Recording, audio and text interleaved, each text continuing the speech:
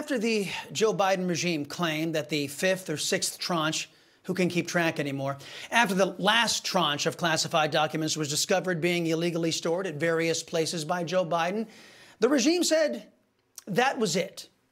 It wasn't. But now we see glimmers of hope in what used to be the Republican Party. Is the GOP finally unifying to oppose socialism? That's the question we ask in today's preamble. We'll explore a shift that I have perceived in the GOP in just a moment. But first, to the party and its leader that both may be leading to GOP unity. One of Joe Biden's many homes was being searched today by the FBI. They were looking for more classified information that Joe Biden illegally took and stored from his time as senator and VP. The Chris Salcedo Show asked the Associated Press if they wouldn't mind having a camera at Joe Biden's home so we could see the search. The AP, which is a main source of liberal bias and disinformation, notified us that that was unlikely, that they were going to have a camera there at Joe Biden's home, but they would have a camera dutifully covering Joe Biden's Competition Council meeting today.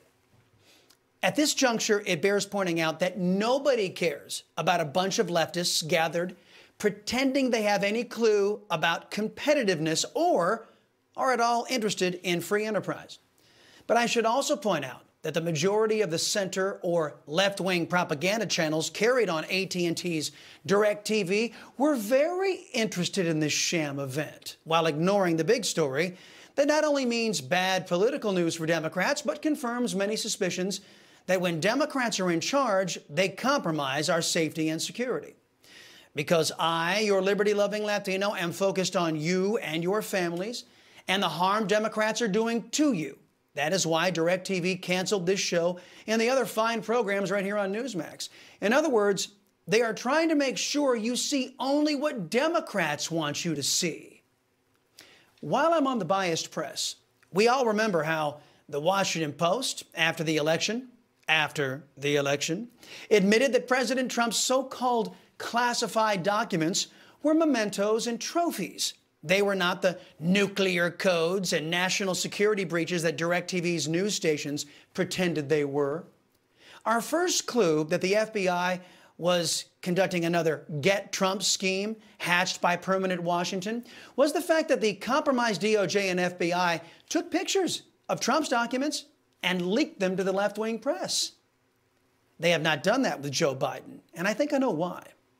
Not only does the DOJ and FBI want to hide Joe Biden and Hunter Biden's breaches of law, much like AT&T's DirecTV is invested in hiding those things, but I suspect the FBI would be guilty of breaking laws themselves if they published photos of Joe Biden's illegally possessed documents that are so sensitive their release would endanger America's national security if they ever got into the wrong hands, like China's communist government, for example. The same government that bankrolled the Biden Penn Center, where many of these documents were illegally stored. Now, I have said for years that a vote for a Democrat, 99.9% of the time, is a vote for America's enemies. I, like most of my conservative brethren, have been way ahead of the curve on this one. Now it seems the GOP, as a party, is coming around. So far, I think Kevin McCarthy deserves credit for recognizing the threat to our nation posed by leftists who run the Democrat Party. That's why he's installed leaders in the GOP House to counter the socialists' agenda. In the first open rule held on the House floor since 2015, House Republicans came together. We stood united against Democrat poison pill amendments, and we won over and over and over again. This was a critical moment to deliver on a key tenet of our platform, American energy security. And this week, we're going to continue winning. We're going to continue winning for the American people who elected this Republican House majority. We are denouncing socialism in all its forms. Okay. Before I start chortling about the GOP being reborn as a conservative opposition party to socialists in the Democrat Party, I have to remind you that a significant number of Senate Republicans and a diminishing number, thankfully, of House Republicans still are fully devoted to their left-wing colleagues at the expense of their own voters. But I have been pushing for the GOP to at least unite in opposition to anti-American socialism. And this is a good step forward. Fellow Texan and smart conservative Chip Roy actually confronted one of these Democrat socialists yesterday. Watch. At its core, I was intrigued by an op-ed that I saw not too long ago by a Democrat from Cuba commenting on one of our colleagues, an avowed socialist, and essentially pointing out the extent to which democratic socialism is a lot like the system my family fled, except its proponents promised to be nicer when seizing your business. Because of GovEd, there isn't an overwhelming number of Democrats who oppose anti-American socialism, but there is a healthy number of Democrats who still wish to be Americans. That Democrat Cubano, for example, was one of them.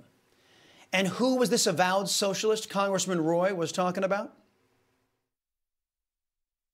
And guess what this liberal would be all about? This liberal will be all about socializing, would be about basically taking over and the government running all of your companies. But Congressman Roy wasn't done. After witnessing all the damage that has been done to the United States in service to socialism, the congressman wanted to know if Mad Maxine had matured and abandoned her devotion to socialism. He wanted to know if she repudiates her foolish, silly, and sad push for government to take over American businesses. Now, see if you hear an answer to Congressman Chip Roy's simple and straightforward question. So this liberal will be all about socializing, will be all about basically taking over and the government running all of your companies. You disagree with that? You now denounce that statement. I am not a socialist. Okay. All right? Yes, she is. Oh, and did you notice, as she claims not to be a socialist, how she will not repudiate her push for socialism? But hey, let me ask all you Maxine Waters voters out there. How does that grab you? You voted for her knowing she supports socialism. Now she's forced to repudiate your deeply held religious beliefs.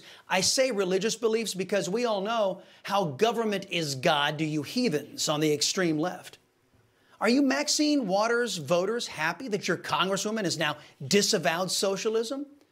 Or do you all know that the Chris Salcedo Show axiom is true, that leftists lie? They always lie.